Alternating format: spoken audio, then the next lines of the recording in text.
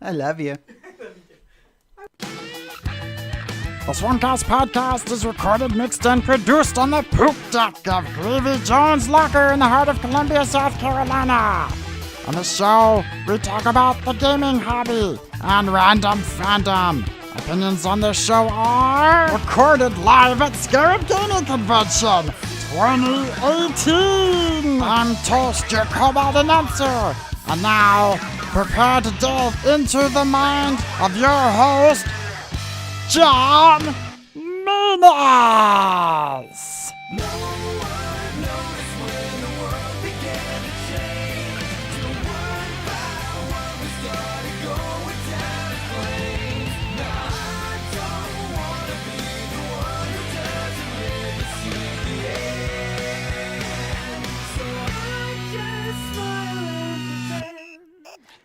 Hey guys, this is John, and yes, you heard correctly. Everything that's going to be on the show, except for a few things such as this, were things that were recorded live at SCARAB Gaming Convention here in Columbia, South Carolina in 2018. So we're going to have some reviews, a lot of reviews about a lot of stuff. The first of our RPG Pharaohs challenges. So you get to hear the intro to that, and then you'll get to hear the part that comes right at the end of that, where we announce the winner of the challenge. So sit back and enjoy. Will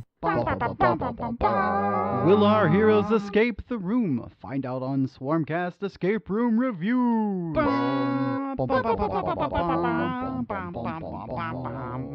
So now we've got a review of one of the escape rooms being run here at SCARAB this year, the Eco Escape, I think is what it's called. So who's doing this review? Who are you guys? We got a Mr. Smith. Mr. Smith. Nice to see you again, Mr. Smith. My name's Adam. Adam? And I'm Michael. And Michael. Okay. So you guys played in the escape room. First off, I'm going to ask you, did you guys have fun? Yes. Absolutely. Great It fun. was lots of fun. Awesome. So what's something good that you want to say about the escape room? Well, this is actually the first live action escape room that I've done. I played the board game versions of it before, and it has clues, but it's really limited on the board game where these are the box set of clues you have. With the room, you have a lot more that you can explore and puzzle over. It gives you a more fully immersive environment. So that was a really good aspect of the live action escape room. Okay. More options, it seems like. Yes. More options. Yeah. What about you? Different types of puzzles. I thought it was great laid out. It was challenging, had us running around, so we were definitely challenged, and so that was very good. cool. So, is there anything you want to say, maybe negative or bad? Well, not necessarily negative. I don't want to say too negative because this was the first live action that I've done. I think. Did any of us do that? Is that our first one? I've done one. Okay. Adam did this once before, but Okay. we didn't actually solve the puzzle in the time allotted. We came close, but I guess that's the one negative aspect is we didn't win. Okay. And Mr. Smith, Mr. Smith always loves winning, so. There wasn't anything about the room itself, the game, that was bad that I could think of as negative. Okay. Well, we have this category that's called Other. Is there anything that you think of that goes in this other category as far as this? Oh my, that's a good think question. It's so different from a traditional board game or RPG. It's more of a unique breed of game. Okay. Yeah, I don't know. It used lots of different stuff. Very tactile. Like, yeah. Okay. Like it wasn't all the same. I don't know how to say it. I got you. It's just very diverse, I guess. Very Right, different, yeah. Okay. Yeah. It's like not like when you're playing cards, you just have cards. You have all different stuff. Right. Yeah. You have a bunch of different things you can manipulate. Right. Anything else anybody wants to add? Okay, cool. All right, well, thank you guys for reviewing the Eco Escape Room here at SCARAB 2018. Hey guys, it's John. I'm still here at SCARAB. Imagine that. And I've got 3 people sitting at the table who want to talk about their experience in the escape room here. So I've got Sarah, Kirsten, and Miriam. How are you guys doing? Fantastic. You having fun at SCARAB so far? Of course. Yes. So you guys were just in the escape room. My note here just says Christmas GR. I'm not even sure what that means. Christmas escape room. ER. So you were in the Christmas emergency room, according to this. So, did you guys have fun in the? Oh, yes. Yes, it was Absolutely. From what I understand, that was a brand new one that they had been working on. So, why don't you guys tell me something good about your experience at in the escape room? It was Yeah, it was fun. And you got to solve little puzzles and make your brain work. Okay. Yeah. It was fun to work together. We had people like all different ages. There were a couple middle school kids. Oh, and neat. We're adults, and we all worked together. Yeah, it really played to different talents. There were colors and numbers and words and just observations, and it played to different people's different talents. Oh, that's really cool. It's good when you get one that's has a nice little balance like that, a nice little range. Yeah. So, is there anything bad that you think you can say about the Christmas escape room? It's kind of quick and easy. No, But, So kind of quick. but that's a good and a bad. So Okay. Yeah, it was I mean, quicker than I expected. yeah, but it was really It was. quick. It It was was fun. fun. we did so get the it- record, though. Yeah, that's true. Oh, We got the yeah. record. Okay. So yeah. Okay. Yeah. So. but it was fun. The puzzles. Yeah, were I don't have fun. anything negative to say, I think. Okay. Well, that's perfectly Yeah. fine. Yeah. So we have this other category for any other kind of weird, kind of random things that might have stuck out.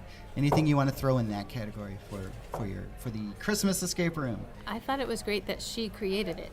I mean, Okay. you can buy them from companies, and I know people create those through companies, but still, the lady running it is the one who created it. Right. I think Stephanie's probably the one who mainly works on those for their library out in Yeah, Waccamaw. apparently she's done several, and so she's, pretty good at this.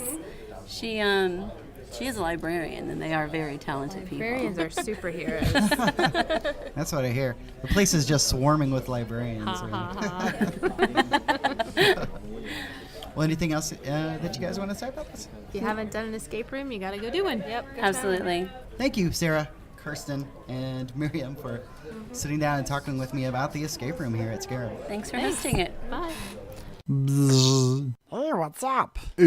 Excuse me, but let me tell you about my game. Okay, so I'm over here talking with Chris. Chris first. Hey, Chris, how's it going? Good. So what game did you play? I played a Starfinder Society scenario number 102, Fugitive on the Red Planet. Cool. And it's actually my very first Starfinder scenario I've ever played. Oh, very cool. So what character did you play? I made a something close to a pre-gen, but it's a Vesk soldier mercenary that I made. Okay. So kind of a heavy tank type. Tell me something good about the scenario that you played. Well, it was very fast-paced. It moved along real well. There wasn't any real areas in it where you just kind of look at each other and go, well, now what do we do? It seemed pretty well thought out and laid out and moved along quite well. Okay. Is there anything bad that you can think of that's about this scenario that you played? I don't know if it's just my not having played Starfinder yet, but it was almost lethal. There was a time that's fine. that we thought that we might not come out of that scenario, but in the end we did.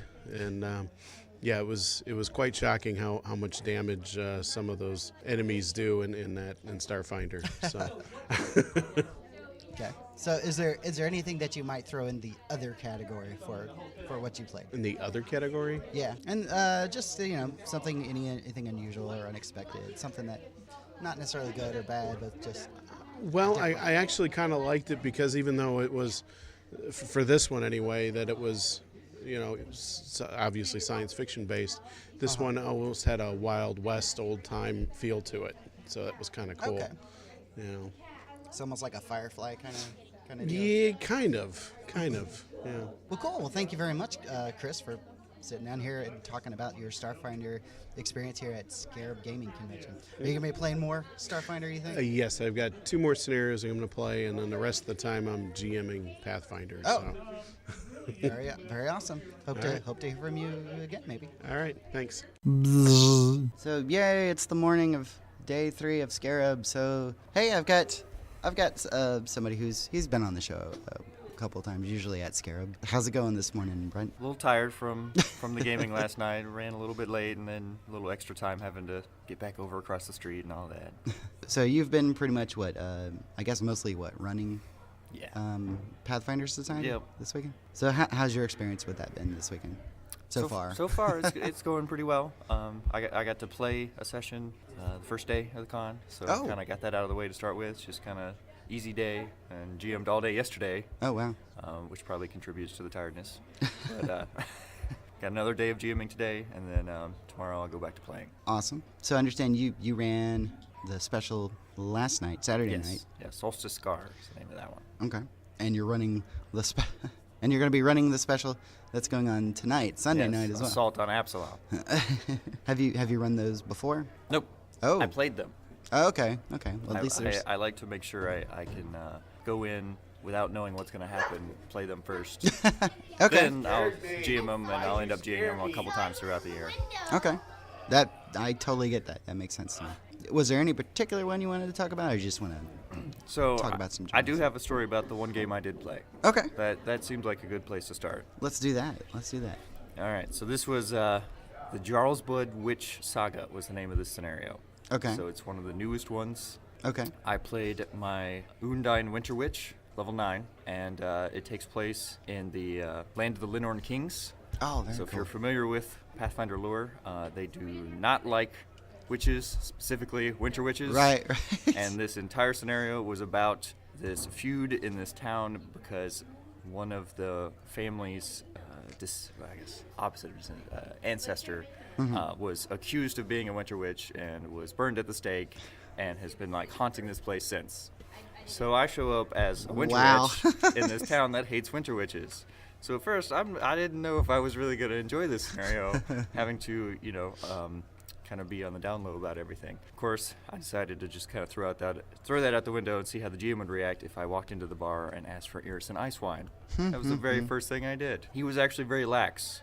I've had other GMs kick me out of the bar. I've had other GMs you get beat up and you wake up a couple hours later, and he's all like, "We just don't serve that here." He was kind of nice about it. So the GM was really good about dealing with my shenanigans the whole time, hexing people randomly just to keep up the ruse of it being haunted.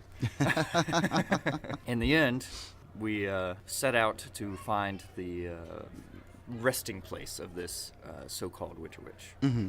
And we came across a couple fae. So we kind of get ambushed in the middle of the woods by these fae.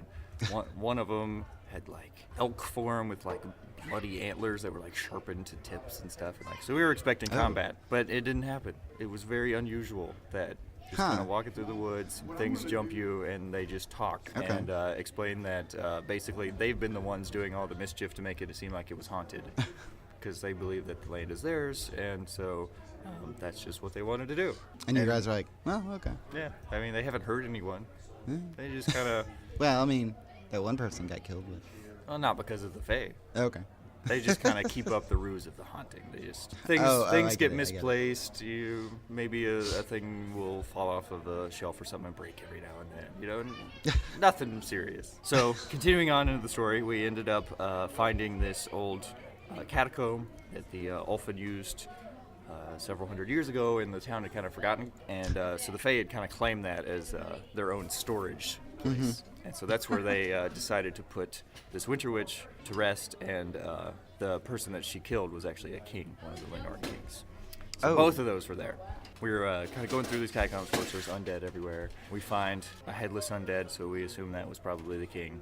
And in the end, we find a spirit of a woman locked in an eternal battle with a Linorn, like a spiritual vision of them. And so she says that she's been doing this for hundreds of years to prevent it from returning to its body. Hundreds of years, just completely exhausted of doing this in the afterlife. And so she wants help ending it for once and for all. We agree, and so the way to do that is to let it return to its body, and then we fight it. So we have to fight a Linorn in the land of the Linorn kings. Oh my gosh. Exactly. The battle starts off not so well. There's breath weapons and stuff like this that the Linorn can kind of get all of us in its attacks and things. Of course. But once we kind of get split up and surrounded, it wasn't so bad. And so my Winter Witch ends up getting the killing blow on it with a snowball, which I find hilarious. And then I get cursed because if you kill a Linorn, you get hit with the death curse. Right. And it was probably the most thematic curse to ever get for a Winter Witch. That's the one where you so like now you actually take damage from like ice and stuff like that. No, I take more damage from fire. From fire. I'm vulnerable to fire. Oh my gosh. But I ended up that's kind of funny. Changing the entire town's perception of Winter Witches, and so they're like okay with them now because they saved the town from a Linorn. Twice. That's pretty cool. So I had a lot of fun. The GM, like I said, he was really good about rolling with the punches of antics and things that I got up to with being a Winter Witch in that setting. But and so far your GMing has been okay at the con? I think you had a problem player last night, is what I heard. More than one. That was a handful trying to wrangle that table. I'm not sure if Dell specifically seated them at my table because he thought I could handle it, or if it was just random. I don't know. Sounds like a Dell thing to do, though. It kind of does, yeah. So had John Compton there, who was playing a character almost specifically for the scenario. More to do with the lore of the scenario, not so much was just great at everything, but connected to the lore of the scenario. Okay. So he was playing a grandfathered summoner, some old summoner that is blind, completely blind. And so the entire scenario is just asking for people to direct her to enemies or if there's stairs or just, trying to get around. And wields a dagger and will just like stab anything that they end up next to. So I had to deal with that. And then there were 3 vigilantes at the table. Oh my gosh. So one of them was more on the silly side. His vigilante persona was the Sugar Plum Fairy. Okay. So there was also an encounter with a Fey court that they had to get permission to travel through their lands. That was quite interesting because he's claiming to be a fairy, and then he likes to tell jokes, and he told a joke about a gnome being in jail. So they didn't like him. Yeah. So in the end, they're just like, we'll let you go as long as you take your so-called fairy with you. Wow. One of the other vigilantes, he switched between forms more often than the others. So he had some sort of butler-like persona, who just like always has like bottles of wine and cheese plates on hand anytime anybody asks. And so when he was in that persona, he was doing a pretty good job of leading around the blind woman. But his other persona was a reposition specialist. So he's all about repositioning things. Okay. So if it's an ally, it was super easy for him to do it. Right. But enemies, it kind of depends. At one point, they came across a bear that was in a trap, and they were able to convince it to be on their side, at least temporarily. And so he tried to reposition a bear, and that didn't work.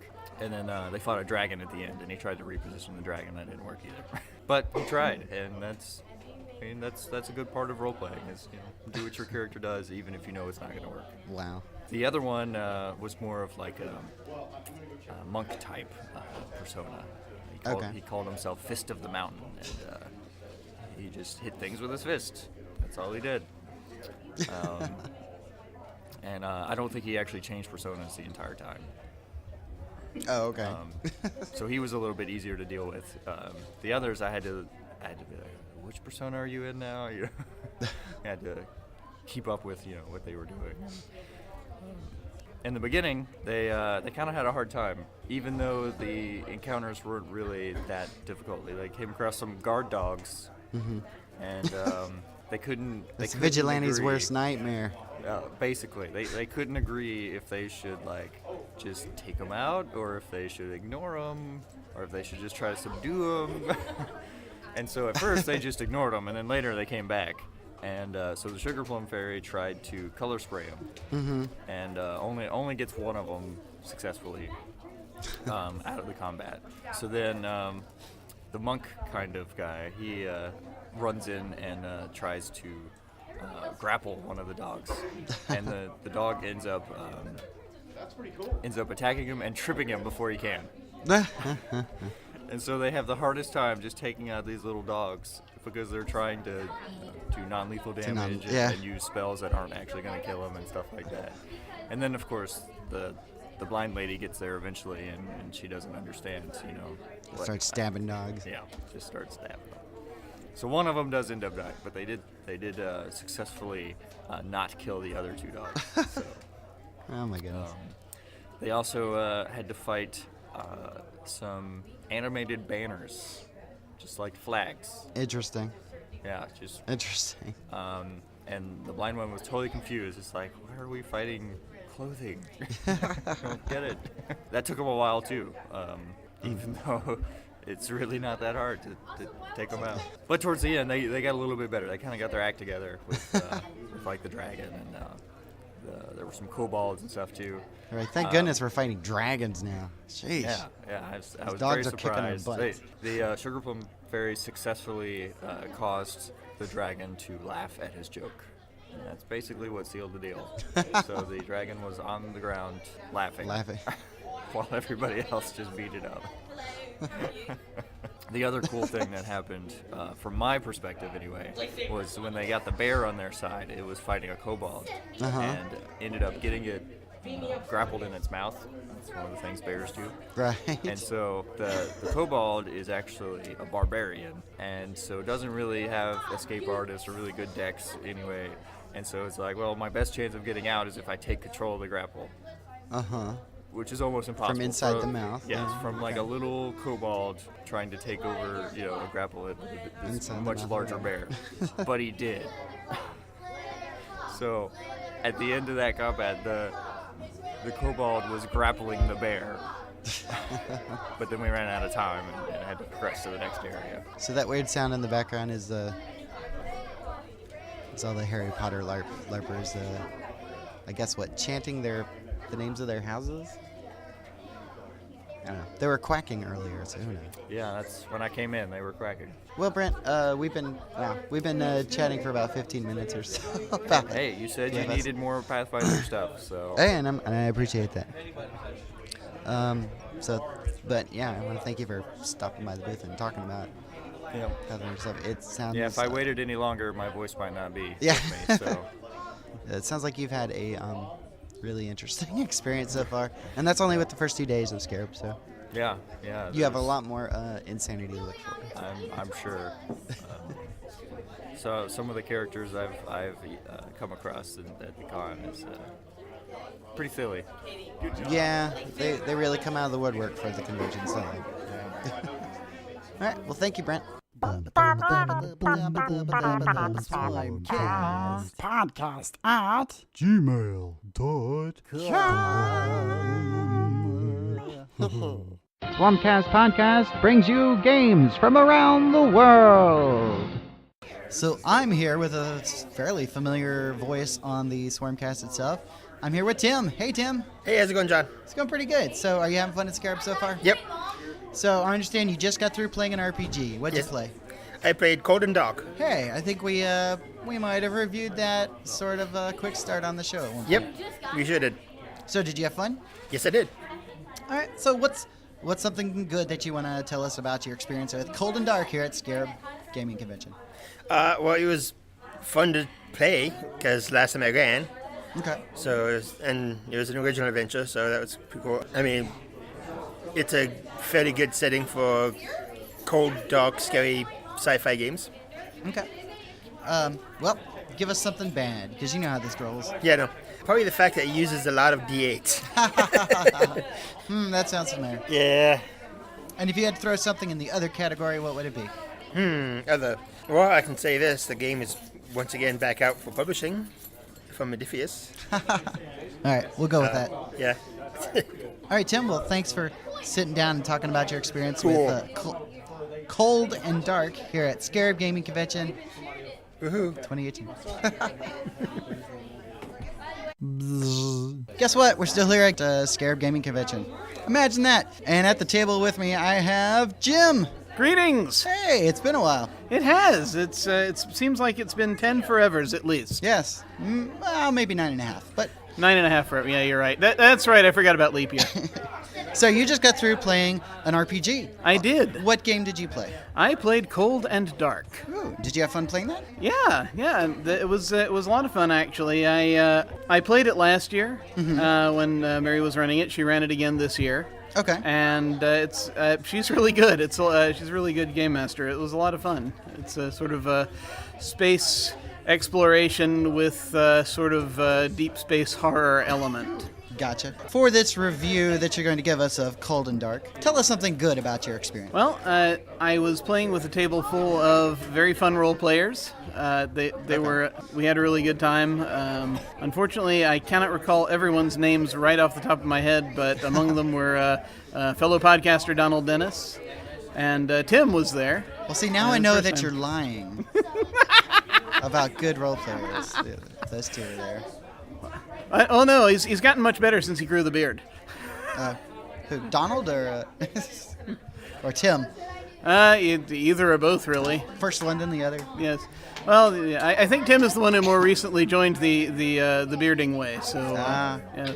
Well, yeah. Now that he is part of our brotherhood, as those of us who have the facial hair, we can now commune psychically, and you can embrace him. Yes. He gives out free hugs, you know. I heard. I'm perhaps one day I shall avail myself of that, but as of yet, it is untested. I feel it's worth waiting for.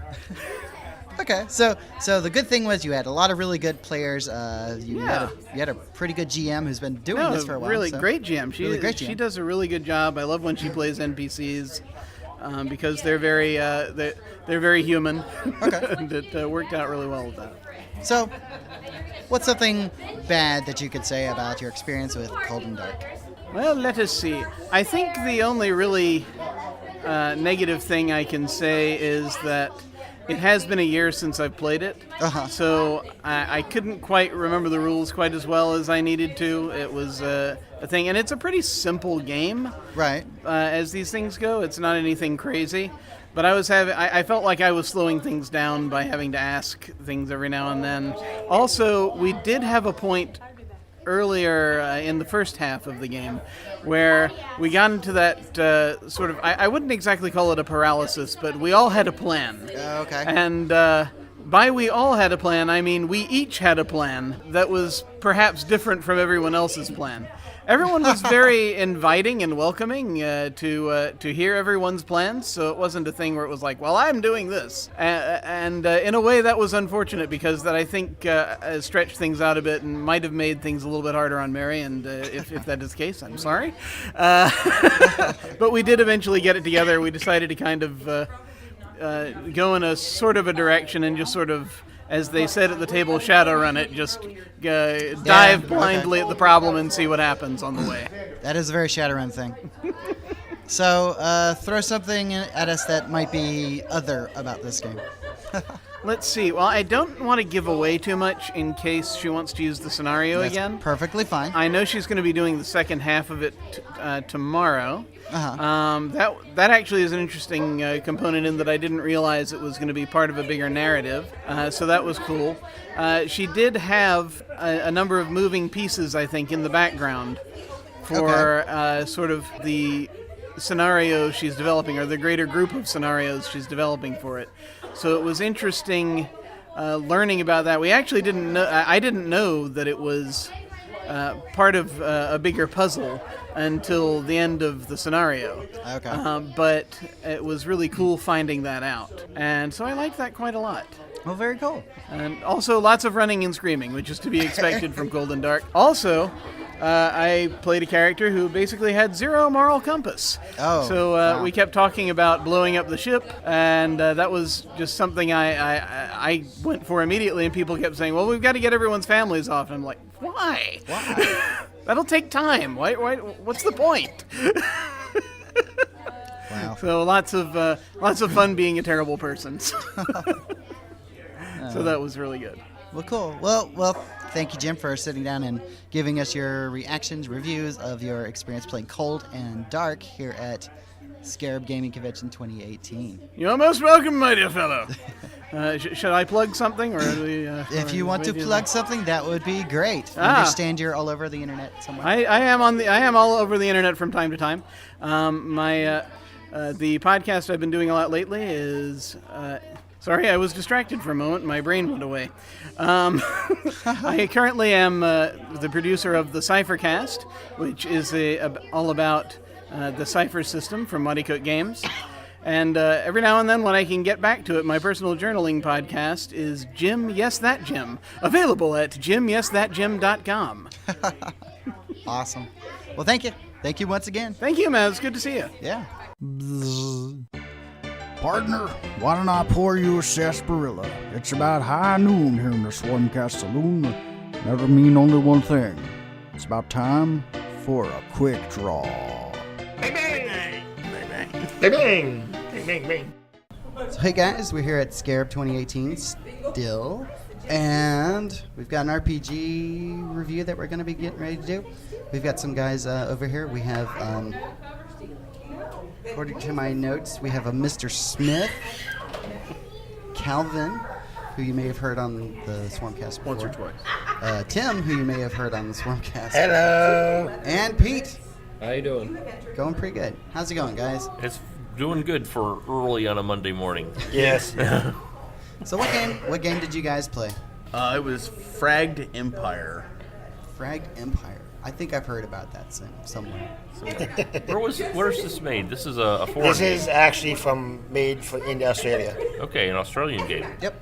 Oh, that's fine. So, well, let's get into it. Why don't you guys tell me something good about your experience with Fragged Empire? The world seemed pretty neat as far as being a space setting with multiple races that you haven't encountered before that are trying to get along, so to speak.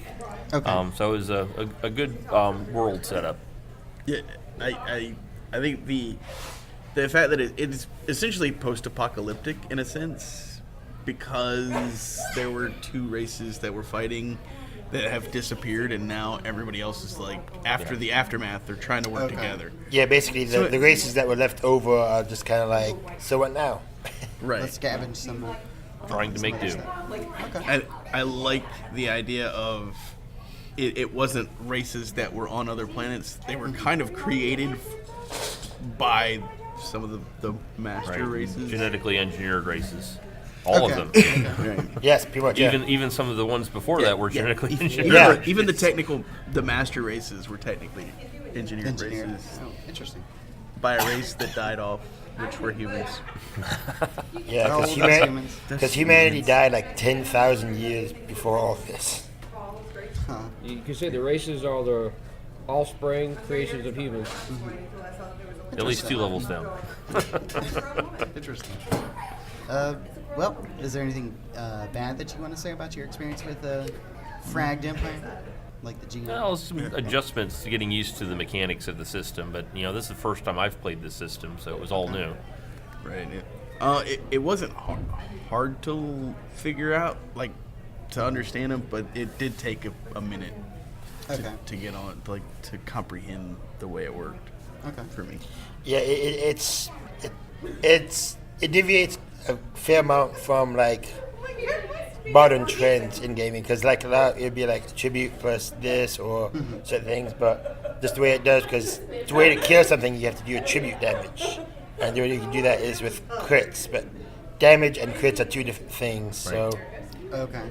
And there didn't seem to be a lot of variety in how good you are. If you're good with a skill, you might have a +2, and somebody that's really bad with a skill is -2. But when you're rolling 3 dice, it doesn't give you a big swing. Interesting. yeah. Yeah, it's very possible where the game mechanics set up. You could have a character who's, say, very good at fixing something, and another character who's very good at medicine, but just by the luck of the dice roll, the person whose mechanic he might sew somebody's arm back on, while the doctor might repair a fusion engine. Yeah. Okay. Just way the dice fall. I mean. Okay. Now I do want to point out that this was the quick start, which I get the feeling that is a little bit different from like the actual rules. Okay, so it might not have had the full. Yes. The full rule set kind of thing. I guess there's no way for us to tell if you're per se trained in it or not. Like some game systems, if you're trained in it, you can do something versus untrained. Right. Yeah, because you basically do whatever you want, any skill. It's just you either have a bonus to it or a penalty. Right. Oh, okay. Well, is there something we want to say that would fall into our other category about Fragged Empire? It has some nice artwork. It does. It does. Yeah. It had some very beautiful artwork. Okay. Interesting. They was telling me about, like, there's a picture for one of the races that was genetically created to be a soldier. It has be strong, be a farmer. Yeah. Because the war is past. Interesting. And now that their like superior race is gone, they have no one to like just supply the basic supplies that they now have to figure out how to do. Interesting. And one of their other propaganda was have a baby for victory. For victory. Interesting. Well, cool, guys. Thanks for coming by and talking with us about your experience, Tim, running, and the rest of you playing in Fragged Empire. As heard of on the SwarmCast Games from Around the World segment. Woot. Hey, John, I see you're loading a bunch of stuff into Warhorn right there. You got it, Toast. We're getting ready to go to a convention. What's that about? Well, the Swarm, SCARAB, and some of ShushCon. Those guys. Yeah, well, we're headed to GnomeCon in March 2nd through 4th. GnomeCon? GnomeCon, that's like a bunch of gnomes and stuff, right? Oh, no. It's a convention in Savannah. Well, what kind of stuff are you guys doing there? Oh, well, we're bringing a big bag of holding size range of events, such as Mouse Guard. Some of those are good, I guess. Hellas, Paranoia, Dungeon World, Savage Worlds, Dread, Venture Maximus, and some games you've probably heard on the show. Laser Kittens. Yeah, Laser Kittens is gonna be there too. I see you're checking it out on Warhorn. Yeah? Well, you can check out the convention information at gnomecon.org. Yeah, and remember, go to warhorn.net/events/gnomecon if you want to see all the games that us Gnome Swarm, as we're calling ourselves now, that we're bringing to GnomeCon. Well, that sounds exciting, John. I wish I could catch up with you there, but, you know, me and gnomes don't get along too well. We got a guest. I admit that I'm impressed and somehow took someone legit to come and sit and talk some stuff. So hey guys, I'm still here at SCARAB 2018, and I've actually got somebody a little different here sitting at the booth with me to talk about a game that he brought with him to SCARAB. I've got Dan Machado. Did I get that? Yeah, mostly right. That's good. Machado's good. So Dan, what game did you bring with you to SCARAB? Well, I just want to say hello to SwarmCast listeners. How you guys doing? We brought Gravity Warfare to the convention. Okay, and I understand this is actually your game, right? You. It is our game. My father actually thought of the idea back when we were young, and he had done the game for us. But it wasn't until a couple years ago that we decided to make it into what you see today. Very cool. And we had some folks come by and they were telling me about the game already. And so I've got a really interesting recording of all the fun that they've had. And every time I've gone into that the board game room over there and seen it, it's looked pretty cool. So why don't you kind of just describe the game itself to our listeners? Sure. Well, unfortunately, the game is much more visual. Right. It's really cool to see how the board interacts with the pieces when you play. But the game is a balancing dexterity game that involves some strategy. So you set up a base and you put a platform on top of it, and it balances by itself. And players place pieces on the board until somebody runs out of pieces to play. Okay. Yeah. And there's something about they were saying that they had to a lot of times would have to get up and walk over to a different side of the board or something to right. Or sometimes the board would spin a little. Right. The game it has a take that mechanic where players take a hand of cards and they choose one of their challenges to try to make another player's turn much more difficult to do. So if it's your turn, you're able to get a challenge from all of your opponents. That could be playing while the board is spinning, playing with chopsticks, or any number of challenges, and you have to do all of those combined. So the game can become very difficult to do. It does sound like a lot of fun. Oddly enough, I was intrigued once they were talking about using the chopsticks to pick up pieces. That's a favorite. A lot of people like that one. So, where can folks find this game? Where can they get this game? The game is not out for retail as of now. We have set an official Kickstarter date for February 10th this year, and it would run until March 10th. So you would have several options to purchase. You would have the regular retail version. You would have a deluxe version that has a cooler box, and a jumbo version also available for you to purchase. A jumbo version? Yes, we made a jumbo version about 4 feet wide. Oh my gosh! And it's like a backyard type game, and it's pretty fun. A lot of people have enjoyed it, especially at the conventions. We took it to DragonCon, which is the first one that we attended with the jumbo, and it was a total hit. People were just doing lines and just waiting for their turn to play on the big version. Oh my gosh! And so they were telling me that apparently if they back the Kickstarter, there might be a chance that they could get some of the different prototype versions of the games that you made. Yes, it's not back in the Kickstarter. It's actually all you have to do is like us on Facebook and subscribe to our newsletter on our website, gravitywarfare.com. You can access it through the Facebook page as well. Okay. But that's all you have to do, and then you'll be entered to win 2 of the prototypes, or 1 of 2 prototypes. You have our latest prototype that we are showing right now, and one of the earlier prototypes that has the original artwork that is made by hand. Oh, that's very cool. Yeah. So they also mentioned that you guys are fairly local to around here. So we're from Goose Creek. Oh, Goose Creek, yeah. Are you from Goose Creek? I'm not, but I lived in North Charleston, very close to Goose Creek. Right. For about 4 or 5 years at one point. All right. So I'm familiar with the area. Yeah, we like it. I'm not too fan of the seasons, but I like it. It's a nice town and very friendly people. Well, very cool. Well, Dan, is there anything else you want to tell us or say about Gravity Warfare? Well, no, the game is awesome. That's what I've been hearing. Yeah, we've made a game, and that all you have to do is just get it for you to see for yourself how really fun it is. It'll bring a lot of fun times for you and your family. But one thing I'd like to add is that SCARAB was a great event, great convention, and it still is. It hasn't ended. The staff was very cool and knowledgeable about all the games, and any questions that I had, they had good answers. And I encourage all you listeners to attend next year, if you can. Awesome, thanks. And maybe we can have you guys back next year. That'd be kind of cool. You will have us next year. Oh, great. Even better. Well, cool. Well, again, thanks. Thanks, Dan, for coming on the show.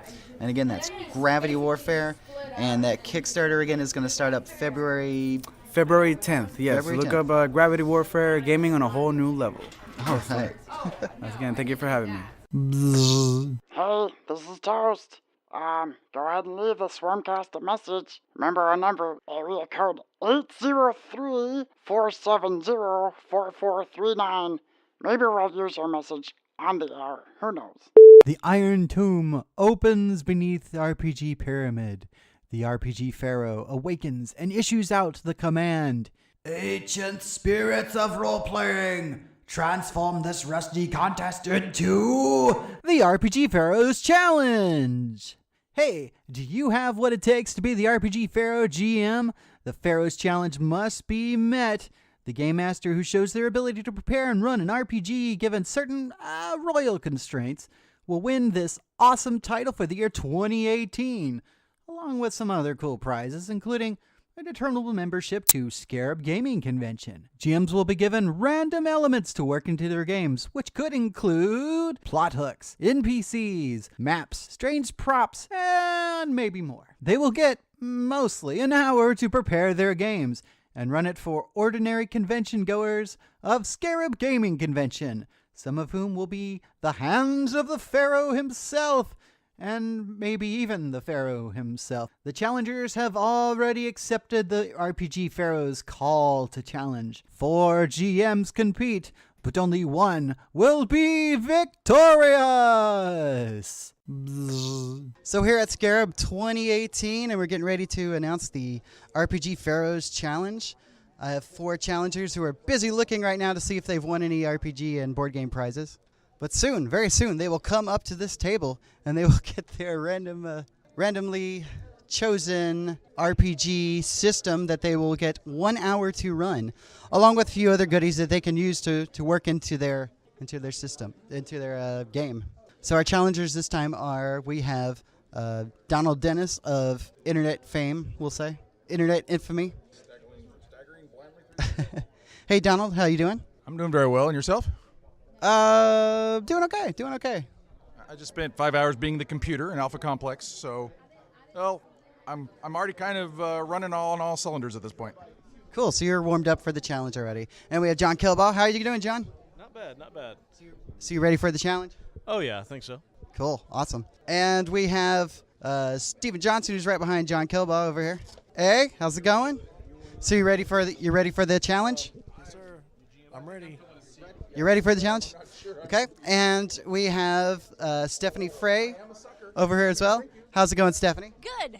Excellent. So you ready for the challenge? Oh, yeah. I'm really excited. Okay. Well, the challenge is this. You guys will have about an hour or so to prepare and run a game system. This system is going to use D10s. So each of you is going to get a bag of D10s and one of these pads of graph paper over here. The system is the ERA system. What? Some of you might have already figured that out. I'm so surprised. The ERA system, we have 4 different flavors of it this time.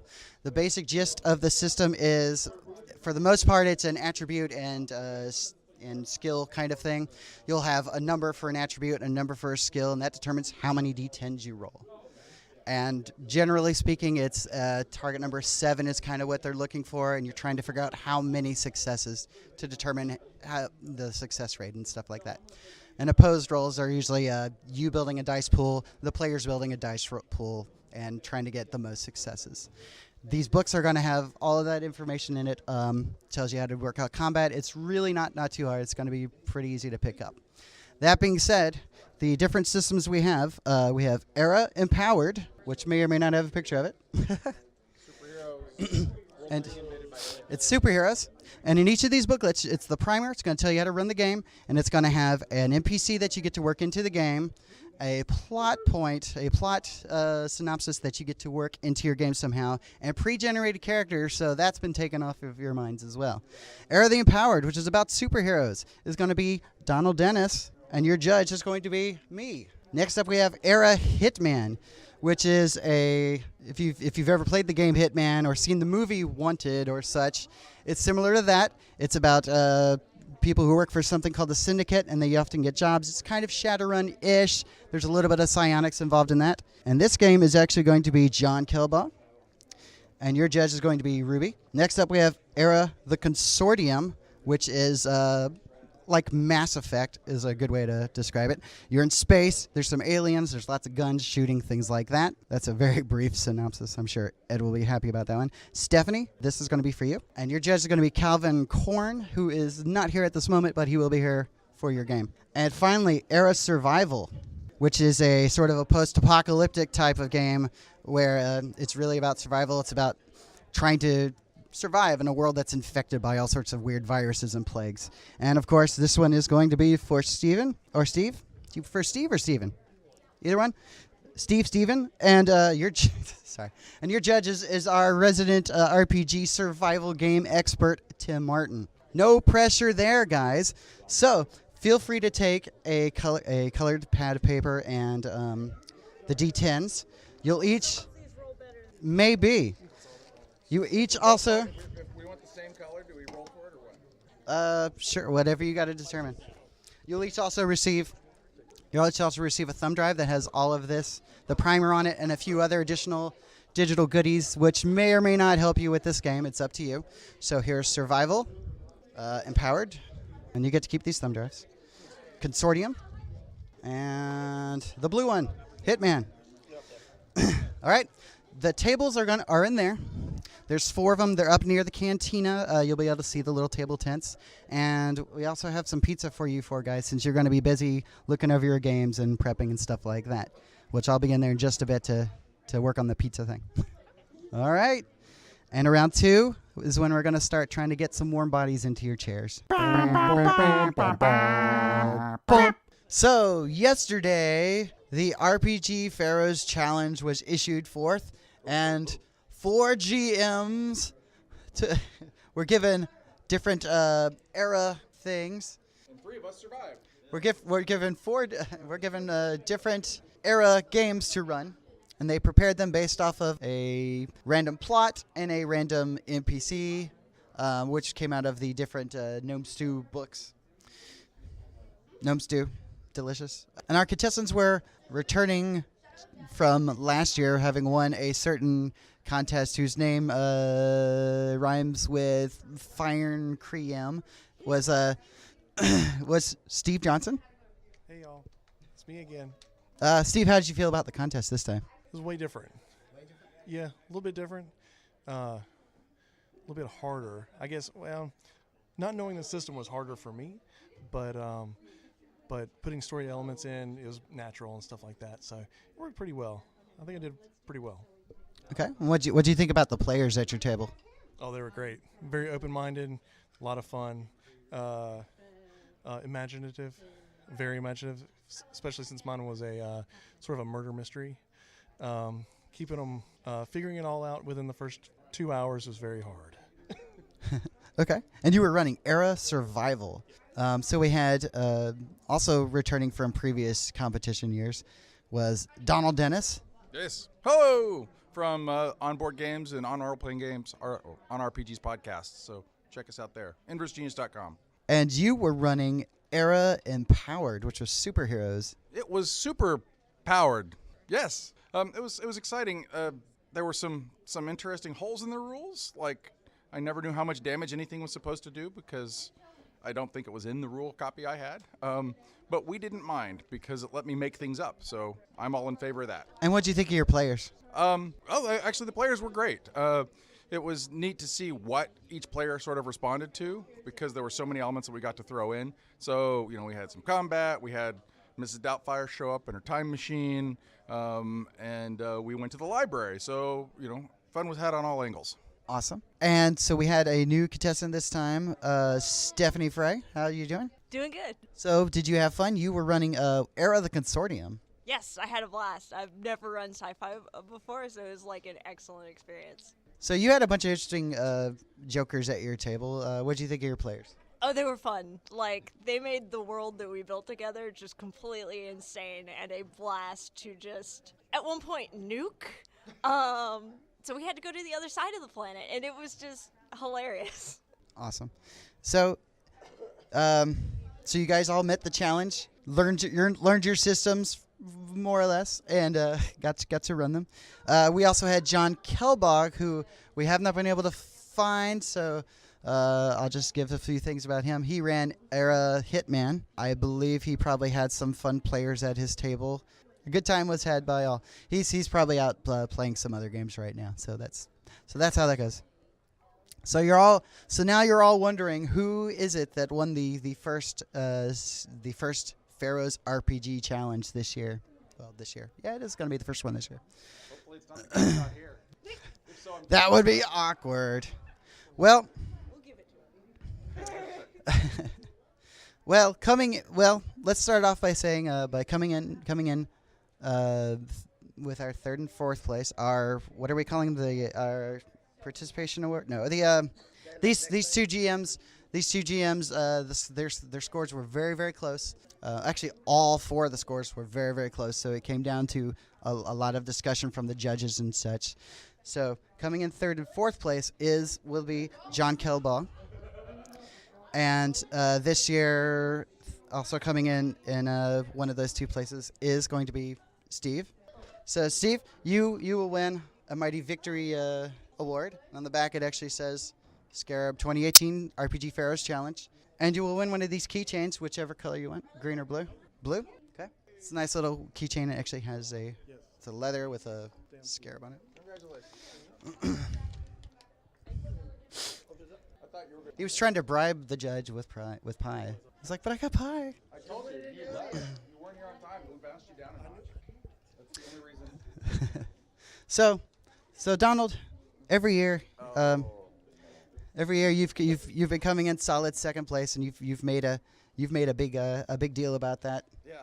Why break tradition, right? Why break tradition? You're like, no, I will always be second place. Second place is a great place to be. Not a lot of spotlight, not a lot of pressure on you and such like that. And so that's why it is my pleasure to announce that coming in second place for the 2018 SCARAB's RPG Pharaohs Challenge. You named it. You created the whole thing, and you have to read the label every time you say it. I do. It's great. It's my shtick. So coming in second place, Donald, is Stephanie Fry. Thank you. Which means, and you get this awesome wooden Pharaohs Challenge dice box. That is unexpected. And so coming in first, the RPG Pharaohs, or rather the first RPG Pharaohs challenger, Donald Dennis. Here is your number 1 place.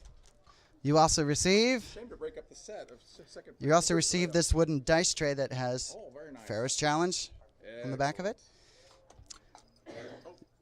Oh. Not throwing this on the ground on purpose, I promise. You also receive a copy of Metal, Magic, and Lore Basic Player's Guide, along with the Game Master screen and this card, which has limited edition drop card resources and such on it. Oh, okay. All sorts of stuff. So a whole new RPG. Plus, I will get you in contact with Ed Jallett, the creator of the Era system, and he will actually mail you a physical copy of one of the Era games. Oh, neat. Possibly Empowered, which is being put out right now. So you'll actually get a full copy of the physical full copy of the game. Wow, that is wonderful. I had a lot of fun learning this. It was stressful. This was a tough one. I think this was the toughest out of all the challenges that we've done, I think, to try and figure out the system and then basically stage a whole scenario in an hour. Because in previous incarnations of other challenges, we get to come in with something and then we could work in what you said. And so this was neat. I like this a lot. Awesome. Well, I'm glad you had fun. And I'm glad all of you participated. You all did a really great job. Like I said, all the scores were really, really close. So it came down to a lot of debate, a lot of discussion to try to figure out, who was going to come in last. Who was going to... So thank you once again for participating in the first RPG Pharaohs Challenge.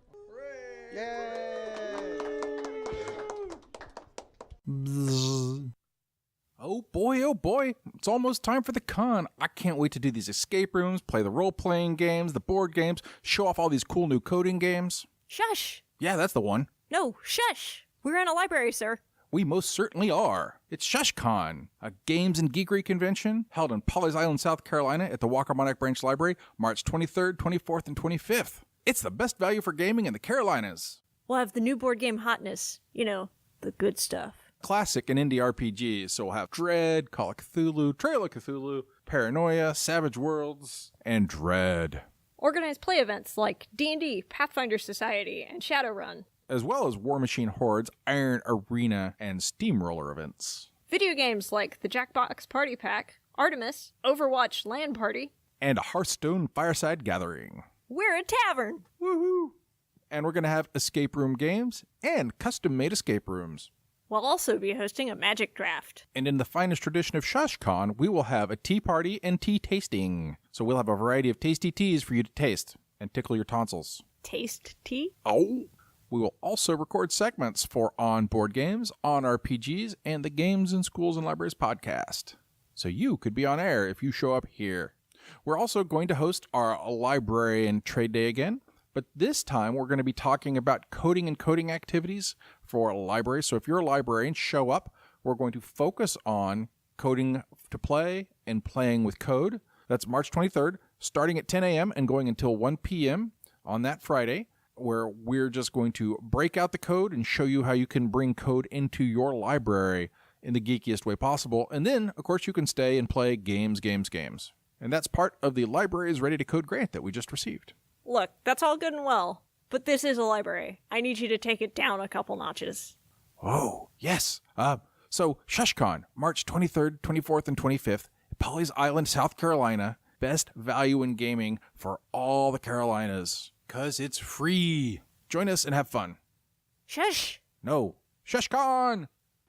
SwarmCast has board game reviews for you, yeah. We got the good, bad, and other stuff to tell you. So listen up to our board game review. You'll really like it, or I'll make you eat your shoes. So we're still here at SCARAB 2018, and I've got some familiar voices who have sat down to talk about another game that they've played. So I've got Jack. How you doing? Great. How are you? I'm still doing great somehow. I've got Sarah. Yes. And Miriam. Still great. So what game are you guys going to talk to me about right now? Gravity Warfare. Gravity Warfare. And that's one of the, I believe that's a very new game, isn't it? It's not even out yet. The Kickstarter will kick off on February 10th, and I plan to be right there. And anybody listening to this will be able to get in on that as well in February.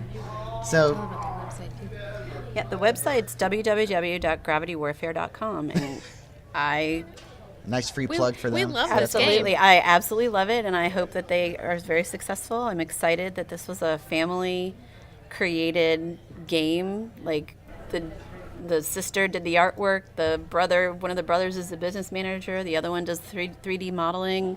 Oh wow!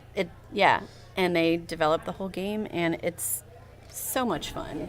Okay, well let's get right into it then. Tell me something other than what you've just said that's good about this game, about Gravity Warfare. This game is different than most of your games. You have you have to put little pieces onto a thing that sometimes is spinning, or you have to use chopsticks to put it on, or there's just a bunch of different ways, and it's really different than a regular game. Huh. It's very physical, but while you're still seated at the table, you're doing a lot of different physical things. Okay. It's like a balance board, and depending where you put your ships, the board will tilt, and something might fall off, and then you gain negative points, I guess. Yeah, you lose. You lose points. You get little chips. You get little chips that represent points. Huh. And you can challenge someone. You have to place your ship, let's say, on the yellow zone, but then someone will play a card that you have to use chopsticks, or you have to do it with your eyes closed. Oh wow! Or you have to spin the board and get it on there at once. Wow. But you can have multiple challenges played upon you. So you can, for example, I think Jack got that he had to spin the board, pick up and place his object with chopsticks, and the general rule is that you get 50% of your ship piece in the area, and it counts. But one of the challenge cards was that you have to get all of it in there. So he had the spinning board, chopsticks, and he had to get the whole thing in this little playing field. Interesting. Yeah, I've seen it so many times set up in there, and everyone seems to be enjoying playing it. And it looks like a really fun game. Really, it is really neat. And it was very really well thought out. Yeah, it was very well thought out and very easy to learn how to play. So it sounds like you have all of these complications, but they're not at all. It's very straightforward. Very straightforward, simple.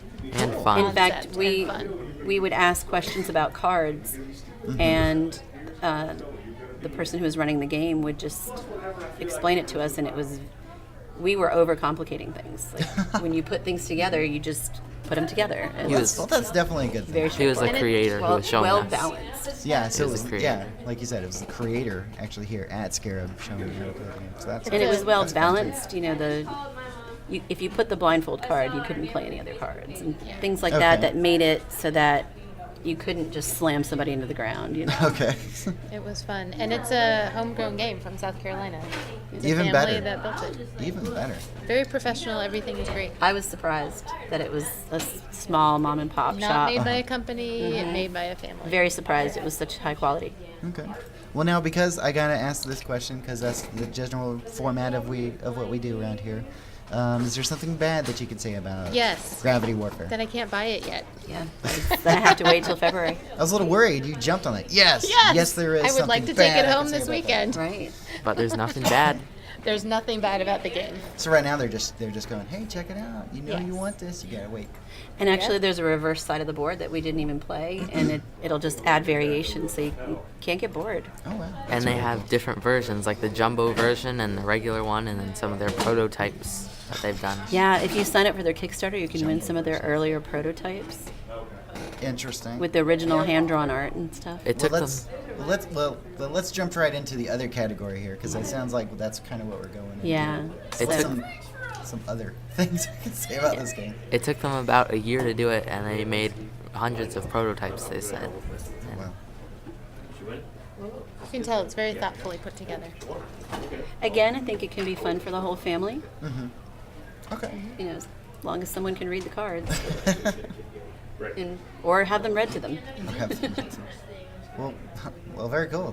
This sounds like a really fun game. Again, that's Gravity Warfare, and we've been talking with Jack, Sarah, and Miriam. Thank you guys again for giving another board game review.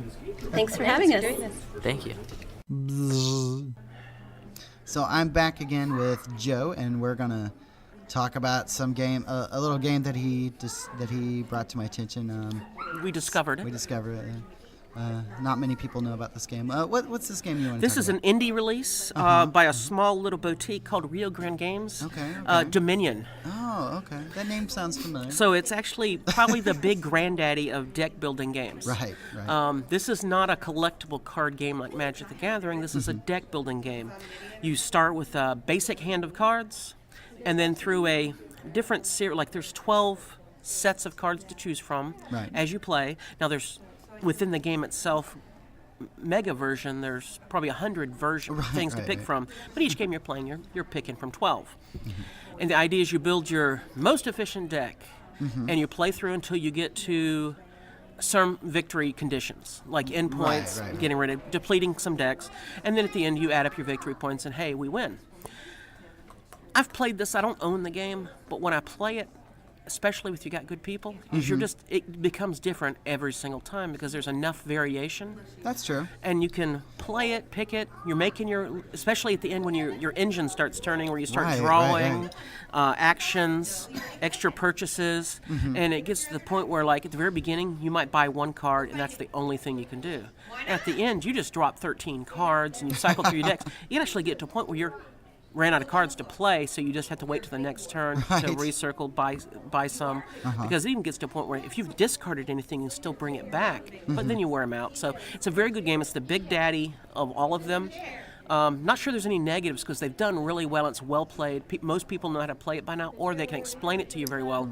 And it's got the basis of most of the mechanics of all the deck building games come from here.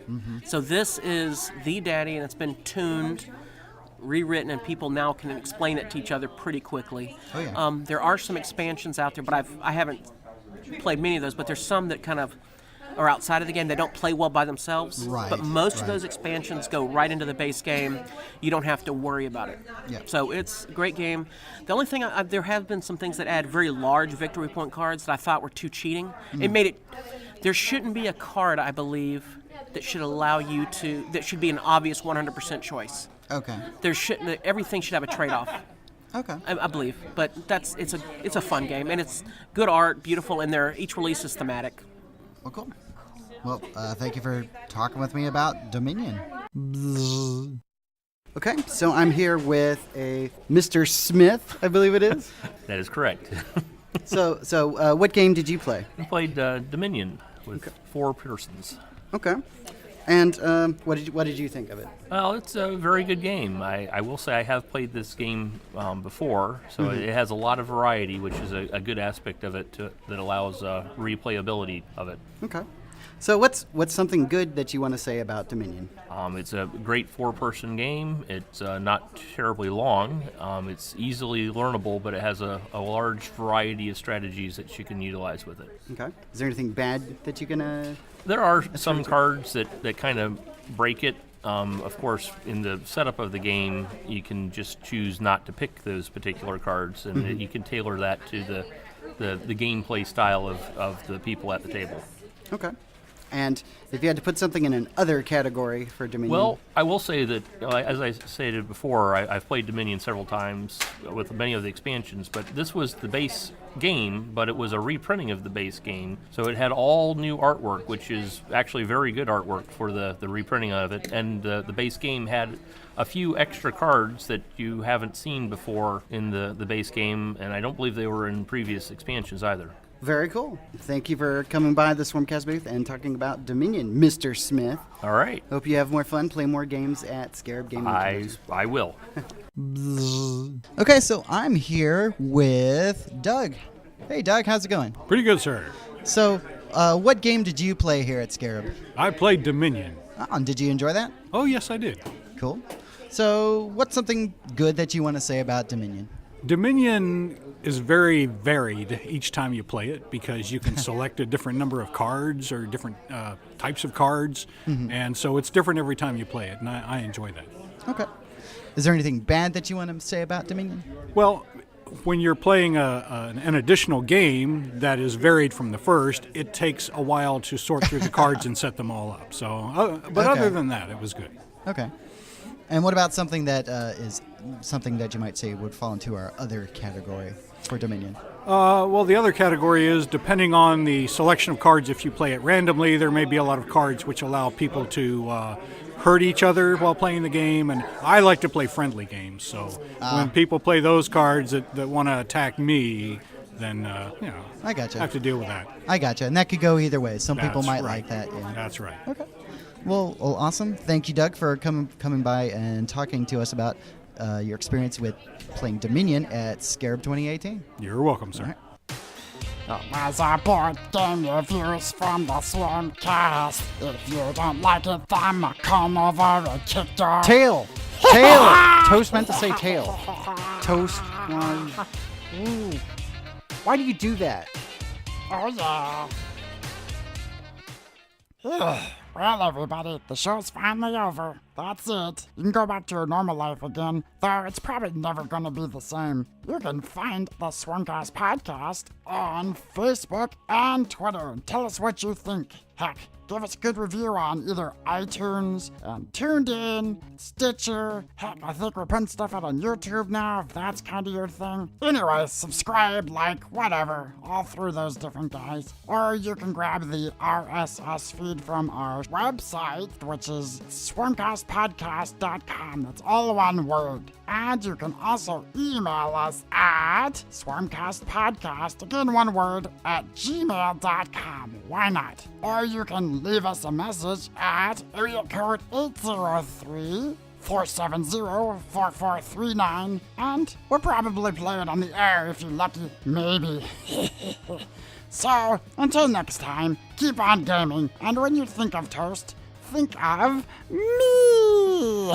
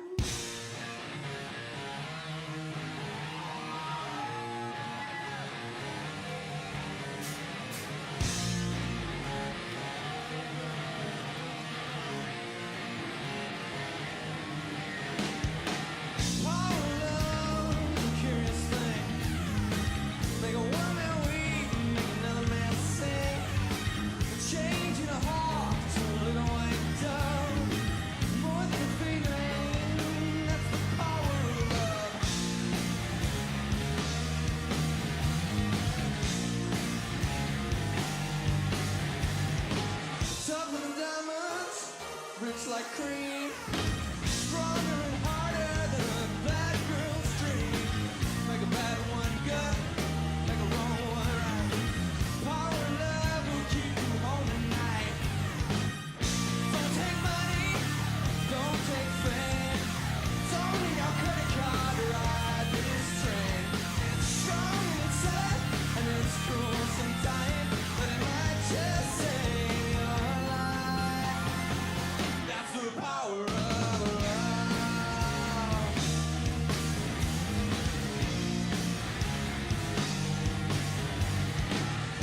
Time you feel it, it might make you sad. And the next time you feel it, it might make you mad. But you'll be glad, baby, when you find. Well, that's the power makes the world go round. Don't take money, don't take fame. Don't need no credit card to ride this train. It's strong inside and it's cool sometimes, but it might just save your life. They say that all in love is fair, oh, but you don't care. Oh, you know what to lose when it gets hold of you. With a little help from above, you'll feel the power of love.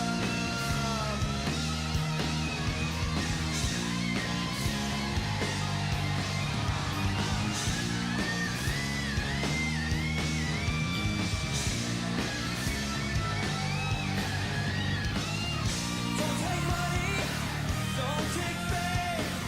Don't need no credit card to ride this train. Tougher than diamonds, stronger than steel. You won't feel nothing till you feel. Feel the power, that's the power of love. That's the power, you feel the power of love. You feel the power of love. That's the power of love. You feel the power of love. It might just save your life. That's the power of love.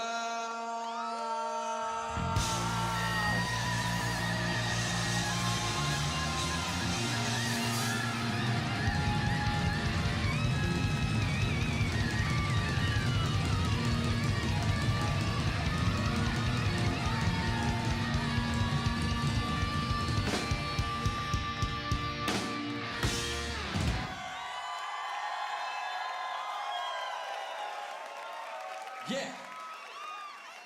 That's the power of love. Love is a rowdy thing. Love is a many rowdy thing. I've heard. Some say love is like a river or some shit. That's deep, man. Yeah, man. Did you just make that up? It seems like a river, bro.